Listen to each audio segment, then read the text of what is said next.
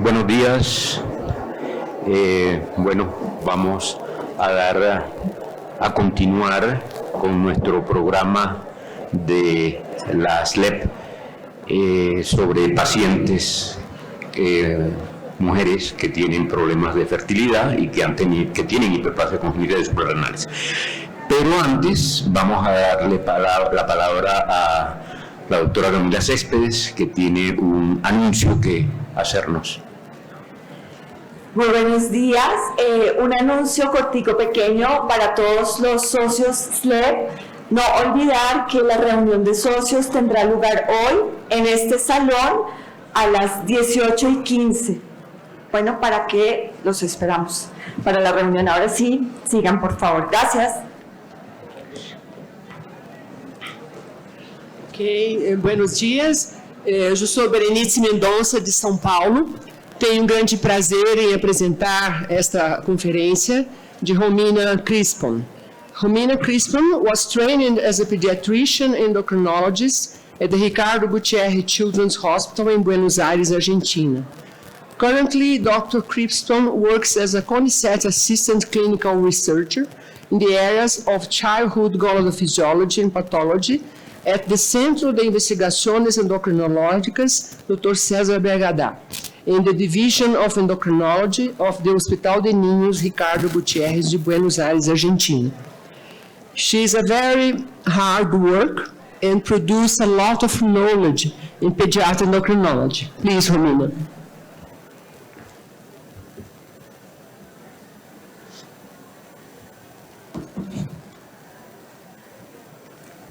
Buen día.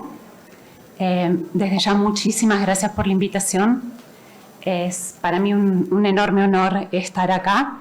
Espero estar a la altura. La verdad que fue un desafío preparar esta conferencia, principalmente porque los endocrinólogos pediátricas nos enfrentamos poco a el tema de la fertilidad en pacientes con DCD. No tengo ningún interés por declarar. Para repasar en un minuto, porque yo sé que todos lo saben, la cresta gonadal se va a diferenciar en la mayoría de los sujetos XX en ovario y en la mayoría de los sujetos XY en testículo. Si se diferencia en testículo, la producción de andrógenos va a inducir que los conductos de Wolff se diferencien en epidídimo, vías deferentes y vesículas seminales, y a través de la transformación en dihidrotestosterona que se virilice el seno urogenital y los genitales externos. Por otro lado, la producción de hormona antimülleriana va a inducir la regresión de los conductos de Müller. Cuando esta cresta gonadal se diferencia en ovario, la ausencia de producción de hormona antimülleriana va a permitir que los conductos de Müller den origen al útero, la parte superior de la vagina y las trompas de falopio, y la ausencia de producción de testosterona va a hacer que los conductos de Wolff regresen y que el seno urogenital y los genitales externos se diferencien en sentido femenino. Cuando existe alguna alteración en los procesos de la diferenciación sexual, vamos a encontrar un paciente con un desorden de la diferenciación sexual. Entonces, definimos desorden de la diferenciación sexual como un trastorno congénito que consiste en una discordancia entre el sexo cromosómico, genético, gonadal y o genital, que a veces cursa con genitales ambiguos y a veces no. Según el Consenso de Chicago en el 2006, la primera clasificación toma en cuenta la composición cromosómica. Hay un primer grupo que son los DCD cromosómicos con alteraciones en la composición cromosómica de los cromosomas sexuales, un segundo grupo que es el DCD46XY y un tercer grupo que son los DCD46XX. En esta conferencia solamente vamos a hablar de este grupo de pacientes. Una vez que los tenemos clasificados según la composición cromosómica, hay una subclasificación que es mucho más interesante, que es la clasificación según la fisiopatología de esta alteración. Tenemos un primer grupo, que es el malformativo, donde no hay una alteración endocrinológica. Un segundo grupo, que son los desórdenes en la diferenciación gonadal. Aquí tenemos el DCD, ovotesticular, testicular, etc. Y un tercer grupo, en el cual tenemos una gónada que se diferenció normalmente y la virilización está producida por un exceso de andrógenos. Entonces vamos a ir repasando la fertilidad en cada uno de estos 3 grupos.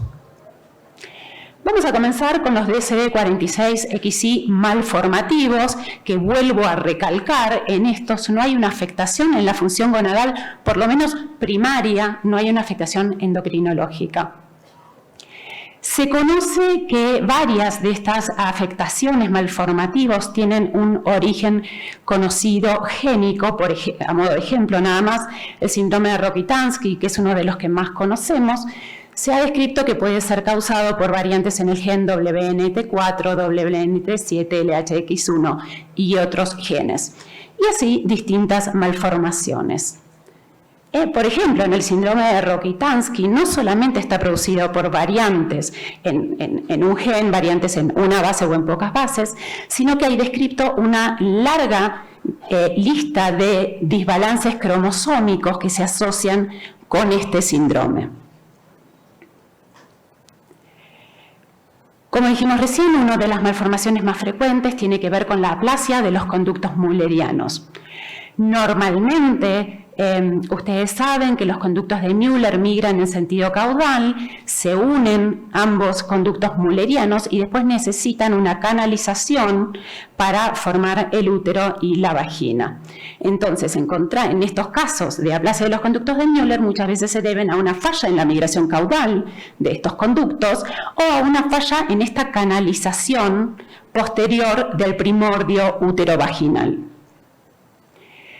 Se conoce los genes que participan en el desarrollo y mantenimiento de los conductos de Müller y uno de los genes más importantes es el WNT4, entre otros. Se ha descrito en humanos varias pacientes con variantes patogénicas en WNT4 que cursan, variantes heterocigotas, que cursan con aplasia o hipoplasia de útero y trompas de falopio. En estas mujeres, consistentemente en todos los trabajos, se ha descrito también hiperandrogenismo.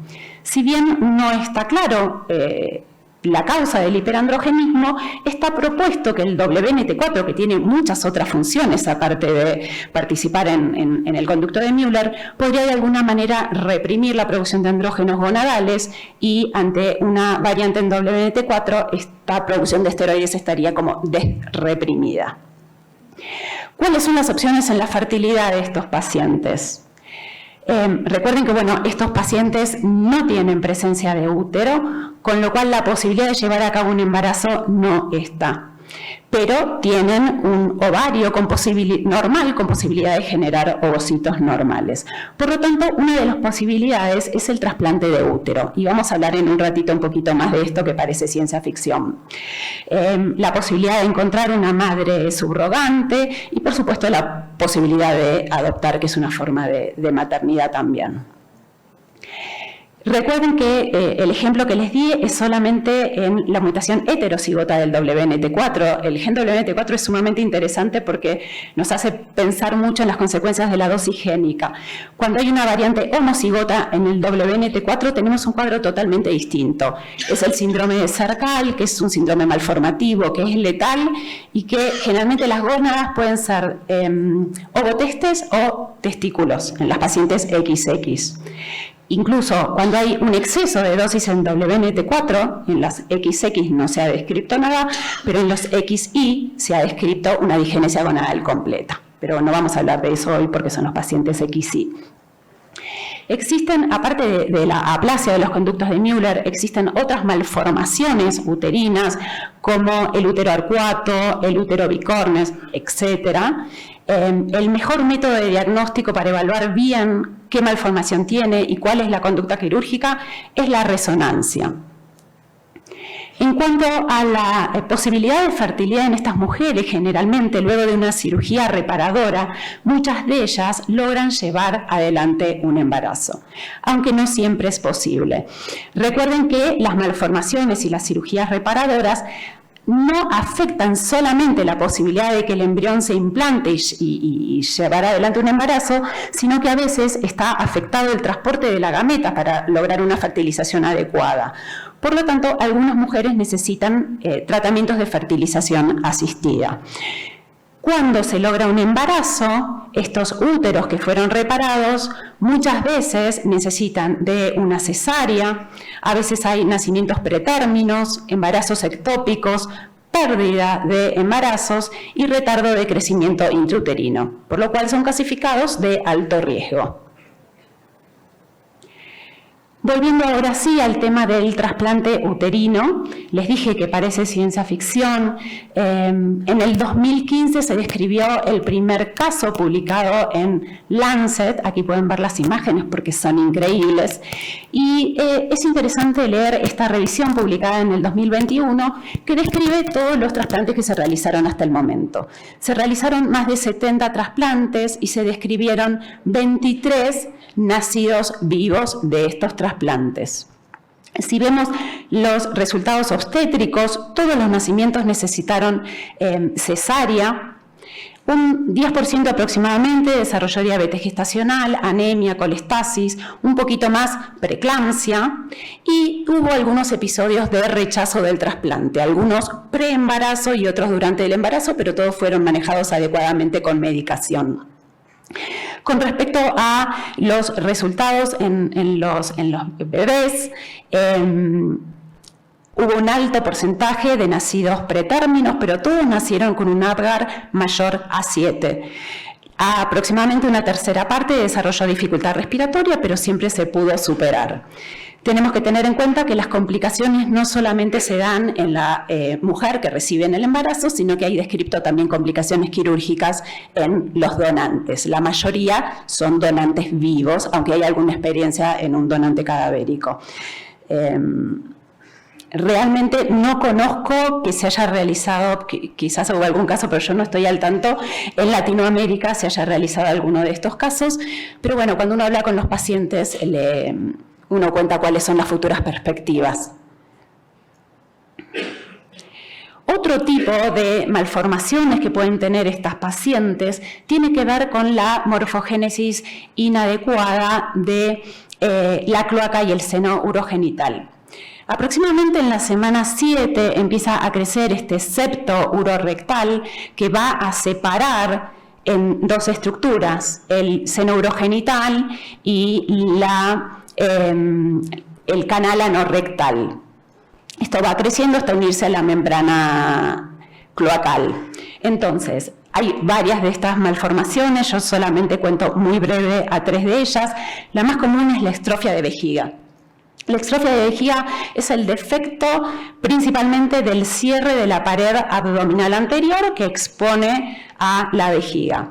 Lo que sucede es que junto con este defecto hay un insuficiente cierre de la rama pubiana, por lo cual generalmente el tubérculo genital, el clítoris en este caso, va a quedar bífido y separado. Muchas veces en estos pacientes es difícil asignar el sexo al nacer. Una segunda alteración es la extrofia de cloaca. En este caso lo que tenemos es un defecto en el cierre de la pared anterior junto con un defecto en la formación de este septo urorectal. Y el tercer grupo es la persistencia de cloaca, donde no hay ningún defecto en el cierre de la pared anterior, pero sí no se genera o no crece adecuadamente este septo urorectal. Por lo tanto, vamos a tener un orificio único donde va a derivar el sistema urogenital y el sistema gastrointestinal. Todas estas malformaciones pueden asociar algunas otras como defectos vertebrales, etcétera. Definitivamente son malformaciones muy severas y las correcciones del defecto anatómico son un desafío. Hay poca información sobre la fertilidad en estos pacientes. A modo de ejemplo, les muestro un trabajo que describe la fertilidad en pacientes con la extrofia de vejiga, que les dije que era la más frecuente, y más allá de si fueron sometidas a una cirugía o a 2 cirugías, vemos que aproximadamente el 37% de las pacientes logró fertilidad, disminuida si lo comparamos con la población general.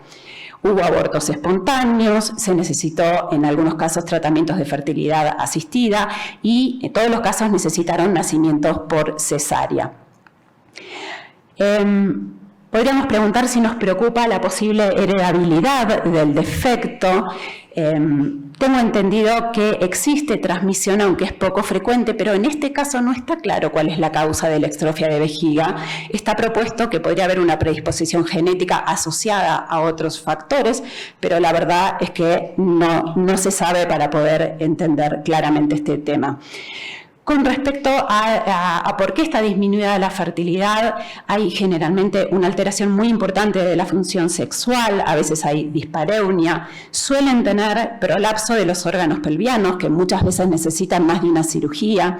A veces el cuello de útero está localizado en la cara anterior de la vagina y esto afecta el transporte de la gameta para lograr una adecuada fertilización, fecundación, y muchas veces necesitan muchas cirugías.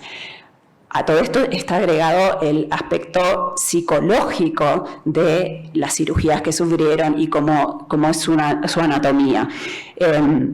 En los casos donde se lograron embarazos hay alta prevalencia de abortos, de nacidos fallecidos, de complicaciones maternas, especialmente en el sistema renal con hidronefrosis y pielonefrosis y preeclampsia.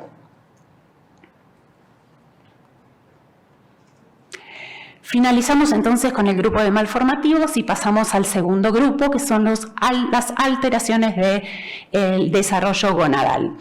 Tenemos dos posibilidades, que cresta gonadal se diferencia en un ovotestes donde coexisten tejido testicular y tejido ovárico, o que completamente se diferencie en tejido testicular, que muchas veces es digenético. Cuando tenemos un ovotestes, la manifestación clínica va a depender de cuál es la actividad de este sector testicular. Generalmente tiene concentraciones de hormona antimülleriana y de andrógenos intermedia entre el sexo femenino normal y el sexo masculino normal.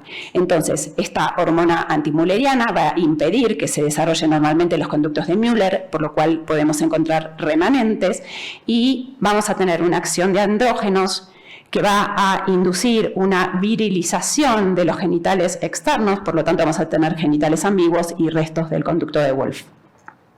Cuando se diferencia totalmente en testículo, todo va a depender de cuál es la función del testículo, si es muy digenético o no. En algunos casos tenemos muy buena función, con lo cual vamos a tener todo un fenotipo masculino normal, y en otros casos vamos a tener genitales internos y externos ambiguos.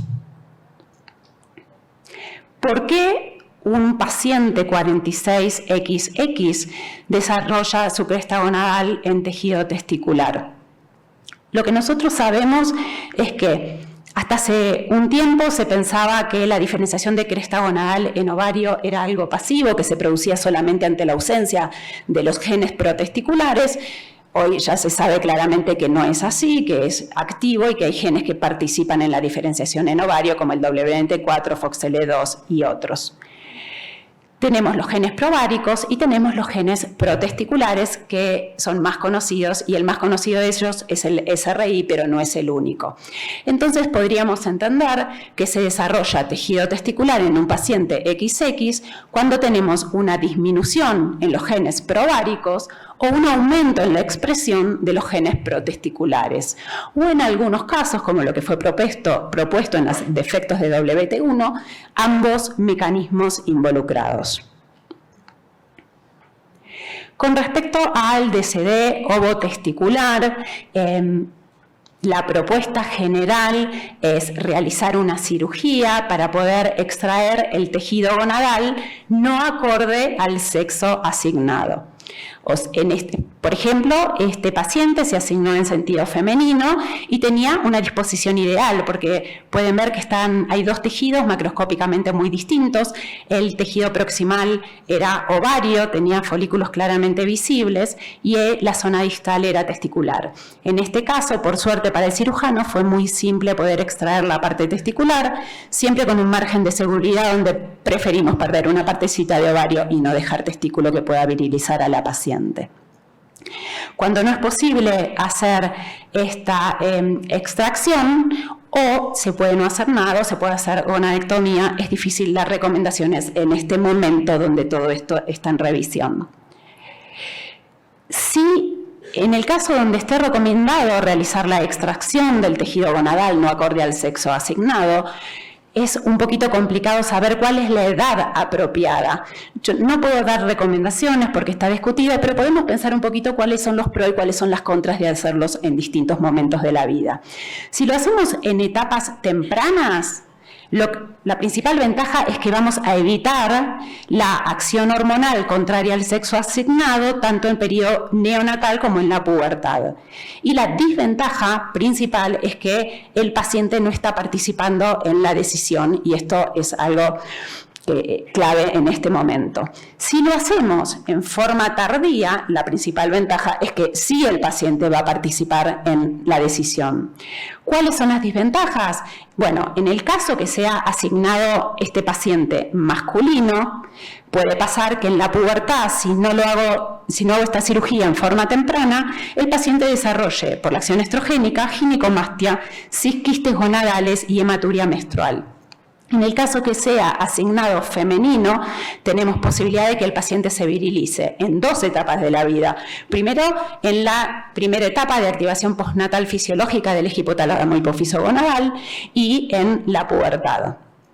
¿Cuáles son las opciones si igual decido hacerlo tardíamente? Una opción en la pubertad, por ejemplo, es utilizar durante un tiempo análogo de GnRH para permitir que el paciente esté bien informado y sea capaz de tomar la decisión. Esto, por supuesto, no puede ser eterno, ¿no? Nos da un poquito de tiempo.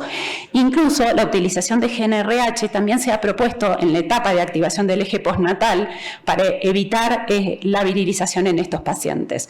Ojo, es un solo trabajo, es algo que tenemos que pensar. Sabemos que estamos sacando la virilización, pero estamos sacando también funciones fisiológicas de la mini pubertad, ¿no? Entonces hay que pensarlo muy bien. En los pacientes con DCD ovotesticular, cuando son asignados mujeres y se extrae el tejido testicular, es importante saber que ese tejido ovárico que queda generalmente tiene muy buena función. Es mucho mejor la función del tejido ovárico que la función del tejido testicular. Generalmente, un valor normal de gonotrofinas, principalmente de FSH, me va a indicar que hay un tejido ovárico funcionante. Ese tejido funcionante suele ser suficiente para producir una pubertad normal, desarrollo mamario, trofismo del útero, incluso con respecto a los ciclos menstruales, algunos pacientes logran tener ciclos, aunque algunas pueden desarrollar amenorrea primaria. Con respecto a la fertilidad, recuerden que estas pacientes tienen un tejido ovárico en el cual tienen presencia de ovocitos, con lo cual pueden tener un embarazo espontáneo o a veces necesitar técnicas de reproducción asistida. ¿Cuáles son las dificultades? Las dificultades radican en la acción de las hormonas producidas por el testículo. La acción de la hormona antimuleriana, que si fue muy importante puede hacer que esos restos mullerianos no sean capaces de llevar adelante un embarazo, y por supuesto la virilización de los genitales externos o internos que necesitan cirugía de reconstrucción. A pesar de todo esto, hay en la bibliografía varios casos reportados de pacientes con DCD ovotesticular que han tenido fertilidad, aproximadamente 20 casos más o menos al momento. Se descripta alta prevalencia de nacidos pretérminos y de morbilidad relacionado al parto. Un tema que es bastante difícil es si debemos monitorear o debemos estimular la reserva folicular en estas pacientes. No hay un consenso al respecto. Quienes argumentan estas opciones lo que sugieren es que quizás la pérdida de la reserva folicular estaría más aumentada por ser un testículo que tiene sus defectos, y entonces podrían estimular la preservación de ovocitos, quizás para realizar después técnicas de fertilización asistida. Esto está sumamente discutido. Y por supuesto que si la acción de la hormona antimuleriana fue muy importante, podríamos pensar que se podría realizar un trasplante de útero. Esto no está descrito hasta el momento. En el caso de que estos pacientes con DCD ovotesticular XX sean asignados varones y se haya removido el tejido ovárico, tenemos que saber que ese tejido testicular es digenético. Al ser un tejido testicular que tiene 2 cromosomas X y ausencia de cromosoma Y, la azospermia es la regla en estos pacientes, por lo cual no es posible un embarazo con gametas propias. ¿Cuáles son las opciones en la fertilidad? Como siempre, la adopción es una posibilidad, o la inseminación artificial con donante de su pareja en el caso que tenga una pareja femenina.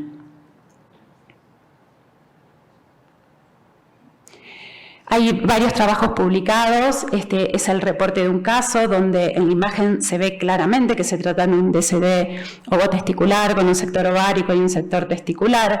Este paciente que está reportado es XX, pero aparentemente encontraron alguna expresión de material de Lee, pero hacen una revisión de literatura. Entonces, de los casos que ellos describen, fíjense que la mayoría tienen un cariotipo 46XX. Llamativamente, ellos resaltan que todos los nacidos de estas pacientes resultaron tener un sexo masculino y que esto sería muy poco probable si tomamos en cuenta, muy poco probable que fuera por el azar. Proponen que si hay un X anormal, podría no aparearse con un X, pero poder aparearse con un Y. La verdad que esto es totalmente hipotético, pero podríamos ver si en el futuro esta regla se mantiene. La otra posibilidad, recuerdan, es que no se diferencia en un ovotestes, sino en un testículo que puede ser digenético o tener una digenesia muy leve. Cuando la digenesia es leve, hablamos del varón XX o el síndrome de la Chapelle. El 85% de estos tienen una virilización de los genitales externos normal. La mayoría tiene presencia de SRI, a diferencia del DCD ovotesticular, donde la presencia de SRI es mucho menor. La digenesia gonadal suele ser leve, no suelen encontrarse derivados mullerianos. ¿Qué pasa con estos niños? Muchas veces no se diagnostican en la infancia. En la infancia suelen tener un volumen testicular normal. ¿Por qué? Porque la célula de Sertoli es normal en la infancia y ustedes recuerdan que el tamaño testicular durante la infancia está representado principalmente por la población de células de Sertoli. Vemos que es normal porque tienen concentraciones normales de AMH, de inhibina B y de FSH. Por otro lado, la función de las células de Sertoli también suele ser normal, con concentraciones normales de testosterona y de LH, por supuesto de acuerdo al momento fisiológico en el cual se evalúan. En cambio, en la pubertad, principalmente en la pubertad tardía, no en la pubertad temprana, se pone en evidencia una disminución del volumen testicular. Esto está dado principalmente porque el volumen testicular en la pubertad está representado principalmente por las células germinales. Y estos pacientes, como les dije anteriormente, tienen un cariotipo XX, no pueden hacer meiosis, tienen una falla meiótica, por lo cual tienen azospermia como regla. La célula de Sertoli empieza a fallar y lo vemos con concentraciones de bajas de inhibina y aumento de FSH, y lo mismo sucede con las células de Leydig, en el cual encontramos bajas concentraciones de testosterona y aumento de concentración de LH. En cuanto a la fertilidad, es igual que en el grupo anterior, no hay posibilidad de embarazo con gametas propias y las opciones son las mismas, ¿no? La adopción o la inseminación con donante de la pareja. Cuando tenemos, siempre que hablamos de fertilidad, una de las cosas que tenemos que pensar es si podemos conservar la gónada. Primero, si la gónada tiene células germinales, y las células germinales van a poder llevar adelante un embarazo, pero también si podemos conservar las gónadas. Y para eso tenemos que pensar cuál es el riesgo de desarrollo de tumor en estos pacientes. Muchas veces cuando queremos pensar en el riesgo de tumores, vamos a buscar los artículos publicados por el grupo de Kulst y colaboradores que tienen mucha experiencia al respecto. Esta tabla figura en muchos de estos trabajos y si buscamos el riesgo de DCD ovotesticular, el de ovotesticular no figura en la tabla, es un riesgo bajo, es un riesgo del 3%. Esto se basa en 3 trabajos nada más, pero 3 trabajos con un número muy importante de pacientes. Lo que es difícil es saber qué cariotipo tenían estos pacientes. Creemos que la mayoría son XX, porque la mayoría de los pacientes con deseo testicular son XX. Pero uno se preguntaría si este riesgo, si el paciente es XY, es el mismo. Si disecamos uno de estos trabajos que describe con claridad el cariotipo, porque no todos los trabajos lo hacen, vemos, como esperábamos, que en los XX este riesgo es bajo, cercano al 3%, pero en los XY, ojo, porque el riesgo es casi del 30%. Pero acá vamos a hacer una salvedad. Perdón. Hay un artículo publicado este año, hace muy poco tiempo, por el grupo del Hospital Garrahan, Constanzo y colaboradores, que describe una experiencia distinta. Ellos describen 16 pacientes, todos son SRI negativos, tanto en linfocitos de sangre periférica como en gónadas, y ellos encuentran un degerminoma, 8 gonadoblastoma y 5 tejido gonadal indiferenciado. Esto, la verdad que es llamativo, nos cambia el panorama, incluso el tejido gonadal indiferenciado fue descrito en los últimos años, si quisiéramos sacarlo para poder compararlo con estudios previos, de todas maneras con el digerminoma y el gonadoblastoma el riesgo es cerca del 30%, y ellos... Sí, estamos hablando de un riesgo general de 43%. De todas maneras, es un riesgo muy aumentado en relación a lo que fue descrito anteriormente. Evidentemente, estos pacientes no tienen la zona que está en el brazo corto del cromosoma Y, que es la GBY, que generalmente se asocia al riesgo de tumores. Por lo tanto, si esto es así, este riesgo tumoral debería tener otras causas. ¿Por qué la diferencia con lo publicado anterior? No lo sé. Lo que sí sé es que la ciencia va avanzando, que la tecnología va avanzando y que este es un grupo que tiene mucha experiencia en la evaluación histológica de estos pacientes. Definitivamente a mí me cambian el panorama, porque si bien hace poco tiempo un paciente XX me preguntaba cuál era el riesgo tumoral, creo que hoy no voy a ser tan categórica para decirles que el riesgo tumoral es sumamente bajo, por lo menos voy a abrir un signo de interrogación. Lo que sí es importante es que todas estas lesiones tumorales o preneoplásicas se originaron en parénquima testicular. Entonces, si estos pacientes son asignados en sentidos femeninos y se extrae el tejido testicular, en ese caso este riesgo no sería importante tenerlo en cuenta. Pero me pareció muy interesante. Otras de las alteraciones en el desarrollo de la gónada son las fallas ováricas primarias. Hay quienes los incluyen en los pacientes con DCD y otros no, pero bueno, hay una alteración en el desarrollo gonadal. Acá no se desarrolla el ovario, por lo tanto vamos a tener una ausencia de acción estrogénica, no va a haber desarrollo mamario, no va a haber trofismo uterino, va a haber una amenorrea primaria y hormonalmente voy a tener AMH y estradiol no dosable con altas concentraciones de FSH. ¿Cuáles son las opciones de fertilidad? Primero, las pacientes necesitan un tratamiento de reemplazo hormonal que estimule el trofismo del útero, que puede lograr ciclos, pero estas pacientes no tienen ovocitos, por lo tanto puedo lograr fertilidad mediante donación de ovocitos, y la adopción, por supuesto, siempre es una posibilidad. Esto dentro de lo que está ampliamente probado y dentro de lo que es experimental, hay ciertos grupos. Ustedes saben que el concepto de que nacemos con un número fijo de ovocitos y ellos se van perdiendo y que no se puede generar ovocitos, hay grupos que hoy en día lo están poniendo en duda, y esto es porque han encontrado células ováricas stem cells. Entonces, hay grupos que sugieren que si se pueden encontrar estas stem cells ováricas, se podrían generar in vitro en un ovario artificial, etcétera, ovocitos. Vuelvo a aclarar, esto es experimental y no voy a hablar más de ese tema porque es muy específico y fuera del campo. Con respecto a la falla ovárica, algo sí que es importante es saber que puede haber distintos tipos de afectaciones. Si están afectados los genes involucrados en la diferenciación ovárica, en la oogénesis, en el establecimiento de este pool folicular, es como dije anteriormente, la opción es la donación de ovocitos. Pero a veces los genes que están afectados están involucrados en el crecimiento folicular o en la función folicular. Entonces, en estos casos a veces es posible encontrar una reserva folicular y preservar la fertilidad. Ya entrando en el último grupo, que es el grupo de DSD46XY no disgenético producido por exceso de andrógenos, acá la diferenciación del ovario va a ser normal, por lo tanto vamos a tener una función endocrina y por lo menos primariamente normal y presencia de ovocitos. Lo que vamos a tener es un aumento de andrógenos que pueden venir del propio feto o pueden venir de la madre, ¿sí? Etcétera. Y estos andrógenos van a llevar a una virilización del seno urogenital y de los genitales externos.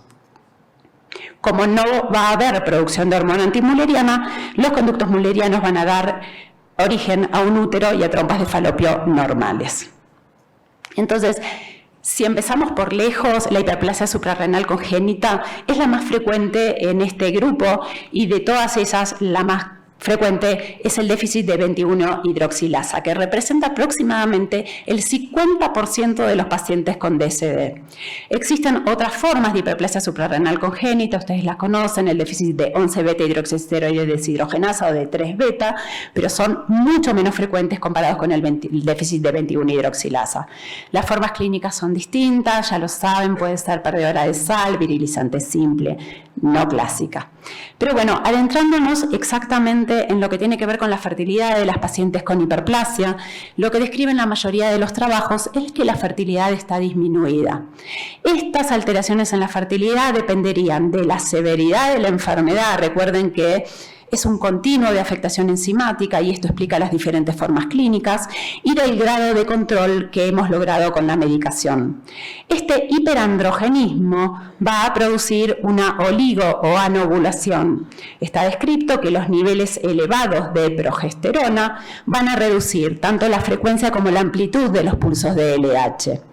Las pacientes pueden tener oligomenorrea y tienen un moco cervical no favorable que principalmente va a afectar la migración espermática, una alteración en el engrosamiento del endometrio y esto va a alterar la implantación del embrión. Hay varios trabajos que describen la fertilidad en pacientes con hiperplasia. Elegí uno bastante reciente, del 2021, que estudia un número muy grande de pacientes. Son 272 pacientes, comparada con un número enorme de pacientes control. Y lo que podemos resaltar es que si evaluamos qué porcentaje de mujeres tienen hijos biológicos, vemos que las pacientes con hiperplasia tienen un 25,4% contra un 45% en los controles, o sea que definitivamente está disminuido. No solamente disminuido el número de hijos, sino que tienen menos número de hijos por cada madre y tuvieron su primer hijo a una mayor edad. Por otro lado, si vemos ¿qué pasa cuando analizamos estos datos de acuerdo al tipo clínico de hiperplasia?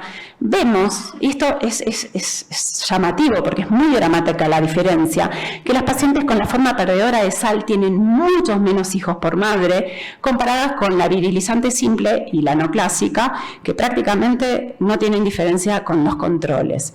La verdad que esto no se sabe claramente por qué es esta diferencia. Hay hipótesis, las hipótesis pueden tener que ver con que, yo les dije que esto es un continuo, ¿no? De acuerdo a la actividad enzimática que tenemos, vamos a tener la forma clínica y es probable que las perdedoras de sal sean las más severas, por lo tanto, en las que es más difícil lograr un control hormonal, pero la verdad que no se sabe por qué la diferencia es tan dramática. Por otro lado, también se vio que cuando logran un embarazo tienen más diabetes gestacional, más nacidos por cesárea, etc. O sea que son embarazos con más complicaciones.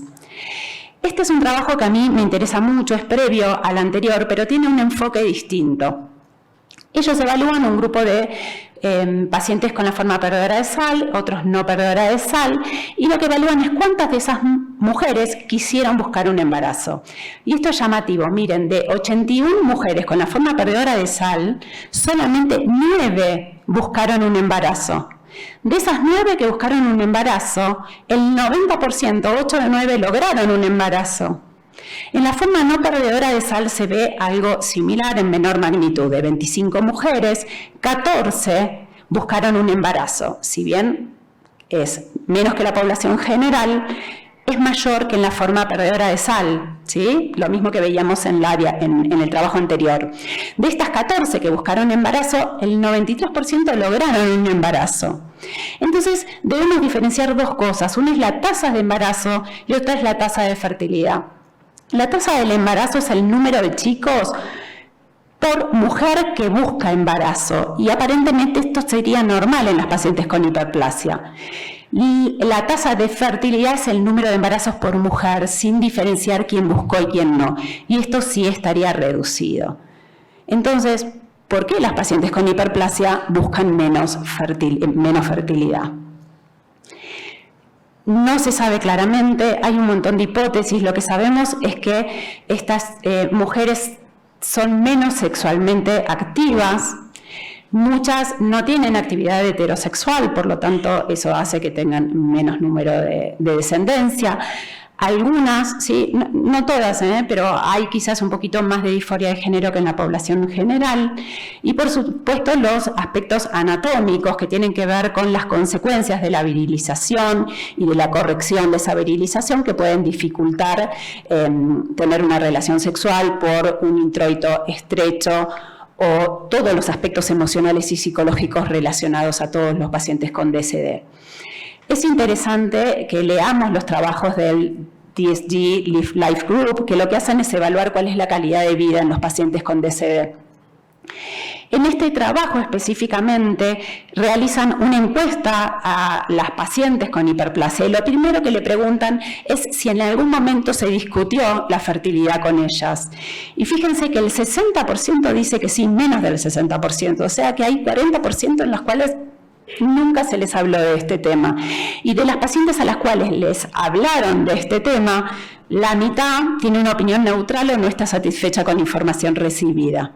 Si son más directos y les preguntan a las pacientes si ellas piensan que pueden tener un hijo biológico, el 30% refieren que no, y el 10% dice que no, y el 30% dice que no sabe. O sea que lo que está claro es que hay una desinformación de estas pacientes. Y esto tiene que ver con las dificultades que tenemos todos nosotros en el manejo de la información con los pacientes de DSD. Tanto la información que nosotros como endocrinólogos tenemos que dar, como cuando viene un padre y me dice, ¿qué le digo? ¿Cómo le explico? ¿Cuándo? ¿A qué edad le explico? Y muchas veces lo que decimos es que vayan dando la información de a poco, la información acorde a lo que pueden entender los pacientes, que le den mucha importancia a cuáles son las preguntas que vienen de los pacientes. Pero ¿qué pasa si el paciente nunca pregunta? Si el paciente nunca pregunta y yo no le doy la información, va a llegar a la adultez sin la información necesaria. Entonces, esto es realmente un desafío, en mi opinión. Con respecto a las pacientes con hiperplasias que logran un embarazo, como les dije, son embarazos que a veces se consideran de alto riesgo, alta prevalencia de cesárea, diabetes, etcétera, pero generalmente los nacidos son nacidos normales con abnormales. Hay recomendaciones generales para embarazos en pacientes con hiperplasia. Tienen que seguir con el tratamiento con glucocorticoides, teniendo solamente la precaución de no utilizar dexametasona, porque no es inactivada en placenta, excepto que esté buscando tratar al feto, ¿no? Que eso está sumamente discutido, no lo voy a discutir hoy. Proveer un adecuado consejo genético, elegir junto con la madre cuál es la vía óptima de nacimiento, y hay algo que está descrito en pocos trabajos, que es la alerta de que el recién nacido manifieste una insuficiencia suprarrenal por la falta de corticoides que recibía por el tratamiento materno. Esto tengo entendido que es sumamente infrecuente, pero quizás deberíamos por lo menos estar un poco alertas. En el déficit de 21-hidroxilasa, como dijimos recién, hay muchos embarazos descritos, pero donde hay poquísima información es en el resto de las hiperplasias suprarrenales congénitas. En el déficit de 11-beta-hidroxilasa, que representa el 5 al 8% de los casos, hay mínima información. Yo encontré un caso descrito de un embarazo exitoso. Quizás algo que deberíamos saber es que recuerden que estas pacientes tienen, dentro de los aumentos de precursores, tienen aumento de DOCA y el DOCA es hipertensivo, entonces estas pacientes a veces usan antihipertensivos, y dentro de los antihipertensivos la espironolactona es teratogénico. No tenemos más información. Este único caso descrito durante el embarazo tuvo virilización clínica y bioquímica, pero es un solo caso. Con respecto al déficit de 3-beta hidroxiesteroide deshidrogenasa, prácticamente no hay información descrita. Recuerden que estas pacientes desarrollan un hipogonadismo, una deficiencia estrogénica, y los datos de la evolución gonadal luego de la pubertad son muy escasos o ausentes. Y lo mismo pasa con el déficit de PAI-450 óxido reductasa. Recuerden que esta es una enzima, es una coenzima necesaria para la actividad de varias enzimas, y la forma clínica de estas pacientes es muy variable. Hay chicas que nacen absolutamente con ningún signo de virilización y otras que sí nacen virilizadas. Pero no hay información sobre la fertilidad en estas pacientes, y al igual que en el grupo anterior, desarrollan un hipogonadismo que necesita tratamiento de reemplazo hormonal en muchos de los casos. Dentro de estas otras causas de exceso de andrógenos está el déficit de aromatasa. Recuerdan que la aromatasa es la enzima que permite la aromatización de andrógenos a estrógenos. Este exceso de andrógenos no van a poder ser aromatizados en placenta, por lo tanto, un signo patognomónico de esta patología es la virilización materna durante el embarazo. Pero no es necesaria, quiero decir que si no lo encontramos, no descartamos la enfermedad. Produce virilización neonatal y vamos a tener altas concentraciones de FSH con estradiol no dosable y altas concentraciones de testosterona.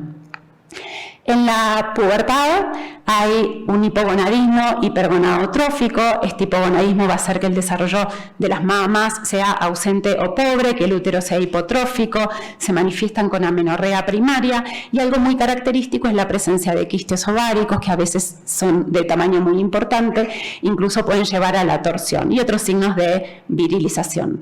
Pero realmente acá está la bibliografía, hay escasa bibliografía que describe cómo evolucionan estos pacientes en edad puberal, y menos de la fertilidad. La verdad que de la fertilidad no encontré nada para contarles. Uno supone que la falta de estrógenos de alguna manera podría afectar la foliculogénesis ovárica. Y por otro lado, tenemos los factores anatómicos, productos del hiperandrogenismo y algún grado de disforia de género.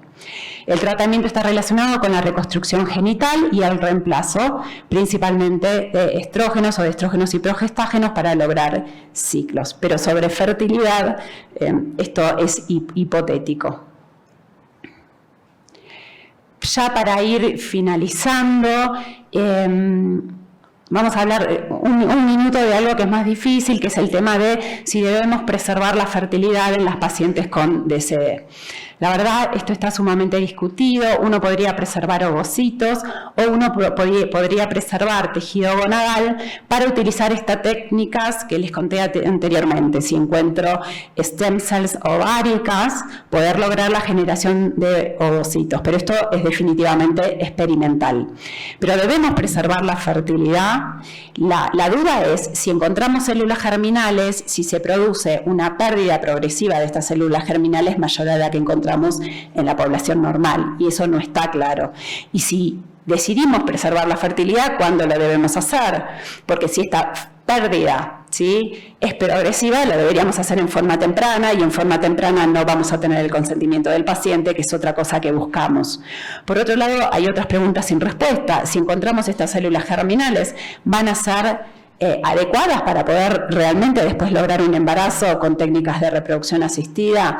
¿Por qué es importante saber esto? Porque hoy no lo tenemos claro, y con todo esto se generan ciertas expectativas en la familia y en el paciente, que son expectativas muy difíciles de manejar cuando estamos hablando de tratamientos experimentales. Y por otro lado, ¿cómo debemos manejar el tema de la transmisión genética, ¿no? De buscar asesoramiento genético, porque en algunas de estas patologías se puede transmitir a la descendencia. Y otro tema que es sumamente complicado, que solamente les voy a generar las dudas y no les voy a dar las respuestas, es que hasta hoy en día nosotros decíamos, asignamos mujer, tenemos que preservar tejido ovárico, asignamos varón, tenemos que preservar tejido testicular, pero hoy en día la sociedad está cambiando y lo está mirando de otra manera.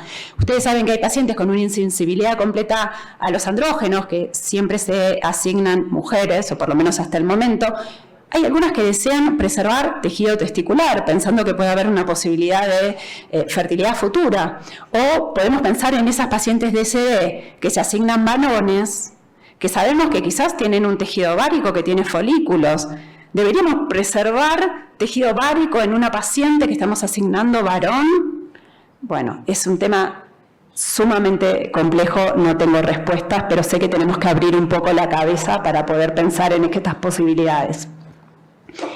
Bueno, para finalizar, a mi cabeza le sirve mucho dividirlo en estos 3 grandes grupos, saber que en el DSD malformativo 46XX tenemos gónadas normales con células germinales normales. Eso para mí es lo más importante. Esto es un defecto puramente anatómico, en el cual esta va a ser la principal dificultad, junto con todos los factores psicológicos asociados a lo que tiene que ver con un trastorno genital. Todas estas pacientes necesitan de un consejo en fertilidad. Dentro del segundo grupo, que son los DSD 46XX bigenéticos, acá el principal problema que tenemos es que muchas veces no vamos a tener células germinales, por lo menos que puedan realizar una fecundación, un embarazo. ¿Es posible preservar la gónada? Bueno, tenemos que evaluar si tiene riesgo tumoral y cuál es el sexo asignado, y de acuerdo a la preservación de la gónada evaluaremos, pero es el grupo que yo le diría que tiene las peores perspectivas en cuanto a fertilidad. A esto le sumamos los aspectos anatómicos, los aspectos psicológicos. Todas estas pacientes necesitan el consejo en la fertilidad, y está este tema de la preservación de la fertilidad agregado que complica un poco el manejo. Y el tercer grupo, que son los DSD 46XX no digenéticos por exceso de andrógenos. Acá es importante saber que tenemos una gónada normal y tenemos células germinales presentes. Este es un tema endocrino con sus consecuencias en la anatomía y sus consecuencias fisiológicas. Pero este es el grupo, especialmente las hiperplasias, donde la perspectiva de fertilidad es más favorable.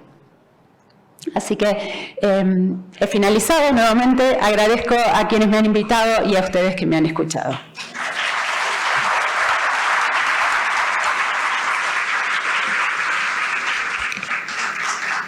Gracias. Gracias.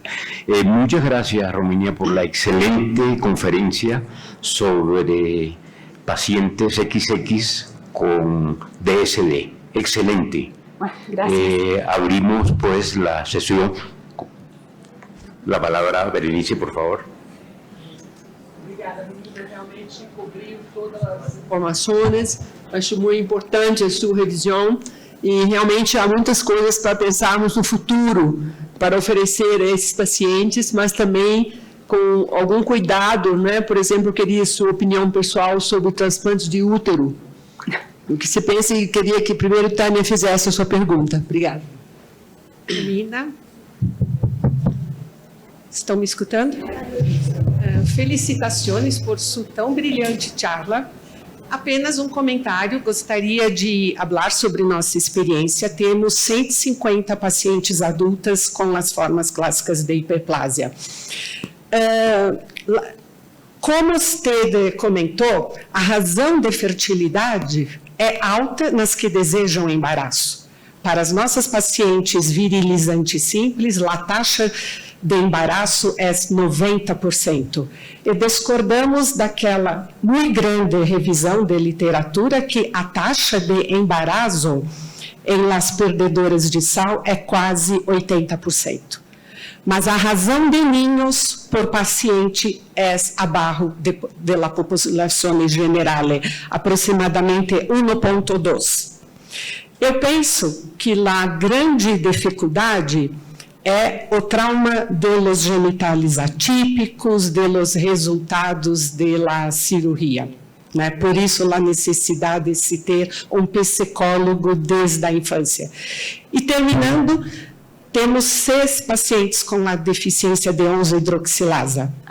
Uma se desejou embarazo. A fertilidade foi muito rápida, mas houve um grande incremento da pressão arterial. e teve pré-eclâmpsia durante a gestação. Felicitações. Bueno, muchísimas gracias por las felicitaciones y porque ustedes tienen mucha experiencia en adultos que claro, quizás nosotros no la vemos y es muy importante conocer la experiencia de ustedes. Gracias. Bueno, Romina, felicitaciones, una charla preciosa. Gracias, Y Alicia. muestra tu capacidad, así que te felicito de verdad. No, yo quería hacer dos comentarios. Un comentario es en relación al trabajo que hemos publicado recientemente en los 46 XX ovotesticular, que lo interesante que vimos en ese trabajo, que las células UGT diferenciadas marcan tanto marcadores de célula de Sertoli como SOX9 como de célula folicular FOXL2, lo cual estaría indicando que es una célula que es probablemente vaya a desarrollar una lesión tumoral. Y bueno, eso nos vamos a tener que aunar experiencias, ver qué hacemos con los ovotestes, porque es un tema, y como vos muy bien dijiste, bueno, diferenciar bien el ovario del testículo no es tan fácil. Y nosotros tenemos dos pacientes que parecía macroscópicamente maravilloso, que estaban bien diferenciados, y en la pubertad las dos pacientes se virizaron mal, digamos, sí. o sea que tenían actividad testicular. Si bien está descrito que el testículo desaparece, el tejido testicular, bueno, acá no ocurrió así, y el riesgo de tumor, así que bueno, tendríamos que trabajar todos en conjunto de adoptar una mejor, digamos, estrategia de ver qué hacemos con los ovotestes. Y la segunda, que es, a ver, en los efectos de la 3-beta hidroxideshidrogenasa de tipo 2, y hoy se sabe que las gonadas pueden expresar la tipo 1 y pueden compensar el defecto, y puede haber función ovárica normal. Incluso hay pacientes que tienen menarca espontánea, así que también es un tema que probablemente la posibilidad de fertilidad habría que individualizarlo. Evaluar. Pero te felicito. No. Gracias por los comentarios. Me anuncian que se nos acabó el tiempo. Yo creo que la pregunta que va a hacer la doctora pudiéramos hacérsela directamente también a Romina. Muchas gracias.